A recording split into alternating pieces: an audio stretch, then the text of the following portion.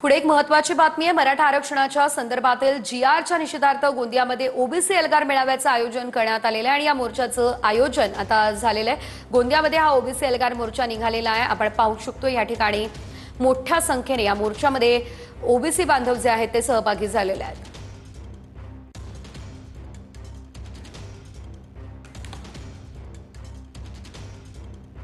मराठा आरक्षणाचा जीआर रद्द करण्यासाठी आज गोंदिया जिल्ह्यातील ओबीसी बांधव मोठा असा भव्य मोर्चा काढण्यात आलेला आहे। मोठ्या संख्येने या ठिकाणी नागरिक इथं सामील झालेले आहेत। आमच्या सोबत या ओबीसी बांधव आहेत। भाऊ, काय सांगणार? आज ओबीसी मोर्चा निघाला आहे, काय काय मागणी आपली? हा सकल समाजाचा मोर्चा आहे।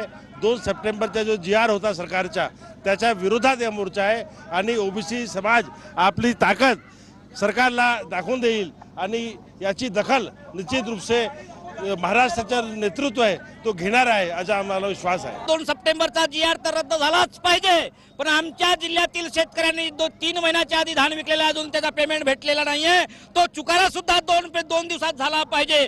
आमचं ज्या जिल्ह्यामध्ये रोस्टर चुकीचे रोस्टर तयार केलेलं आहे, आमच्या पोरापोरींचं जे वॅकन्सी आहे ते शून्य दाखवत आहे, ते चुकीचे रोस्टर दुरुस्त होऊन आम्हाला आमचा वाटा दिला पाहिजे आणि जनगणना समस्त समाजाची जातनिहाय जनगणना समस्त समस्येचं मूळ ते आहे, ही जातीय जनगणना झालीच पाहिजे। कॅमेरा पर्सन सचिन सयामचा साहिद पठाण 10-20 मीटर आगे बढ़ा भैया।